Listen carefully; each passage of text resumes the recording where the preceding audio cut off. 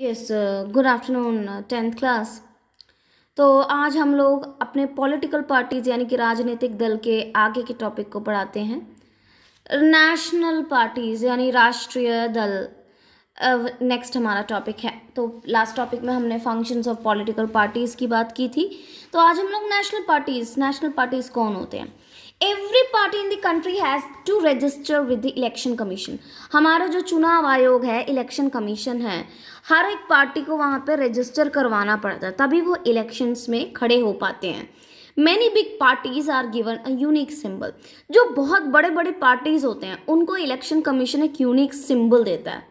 These parties are called recognized political parties. इन parties को हम recognized political parties कहते हैं। अब क्या है ये?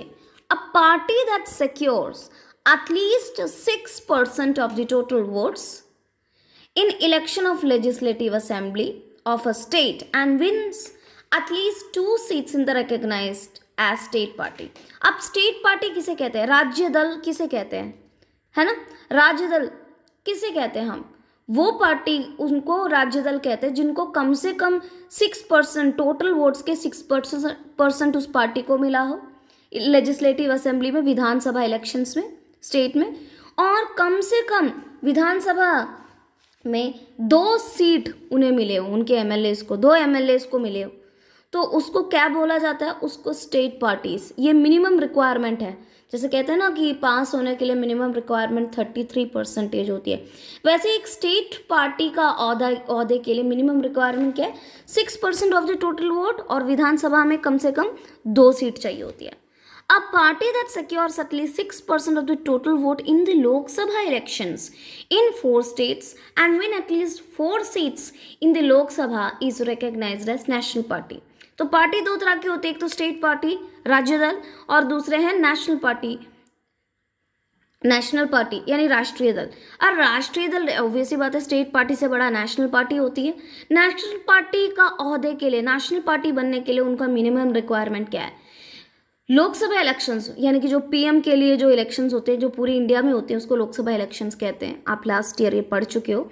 जो लोकसभा इलेक्शंस होते हैं उसमें कम से कम 6% वोट चाहिए होता है, कम से कम 4 स्टेट्स में उन्हें 6% वोट मिला होना चाहिए, और कम से कम 4 सीटें उन्हें लोकसभा में मिले हुए होने चाहिए। तो उसको क्या कंसिडर किया जाएगा?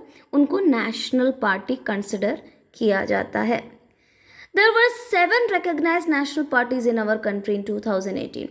2018 में हमारे इंडिया इलेक्शन कमीशन में 7 recognized national parties थे। वो कौन कौन से थे? All India Trinamool Congress AITC, next है Bharatiya Samaj party BSP, next Bharatiya Janata party BJP, communist party of India CPI, communist party of India Marxist CPIM, Indian national Congress INC and nationalist Congress party. ये सारे 7 जो नेशनल पार्टीज है हमारी वो है। नेक्स्ट है स्टेट पार्टीज यानी कि राज्य दल। राज्य दल कैसे होते हैं? State parties are commonly referred to as regional parties. इनको रीजनल पार्टीज भी कहते हैं, स्टेट पार्टीज को रीजनल पार्टीज भी कहते हैं। Over the last 3 decades, the number of state parties have expanded. पिछले कुछ 30 सालों में हमारे इंडिया में स्टेट पार्टीज बहुत ज़्यादा इंक्रीज किए हैं। So many parties are not able to get the clear majority which compel them to form alliances with state parties. तो जब बहुत सारी पार्टीज इलेक्शंस में खड़े होते हैं, स्पेशली विधानसभा इलेक्शंस में, तो किसी भी पार्टी को क्लियर कट मेजॉरिटी नहीं मिल पाती, राइट? वो मेजॉरिटी नहीं मिल पाती। 50% मोर देन 50% वोट किसी को भी नहीं मिलता, थोड़े करके सबको मिलता है। तो इन बहुत सारी पार्टीज के बढ़ने का एक असर क्या हुआ कि बहुत अलायंसेस होने लगे। कई सारी 2 पार्टी 3 पार्टी जब जुड़ जाती है तो उसको अलायंसेस कहते हैं। तो अलायंसेस बहुत कॉमन हो गए हैं बहुत सारे पार्टीज के आने के वजह से।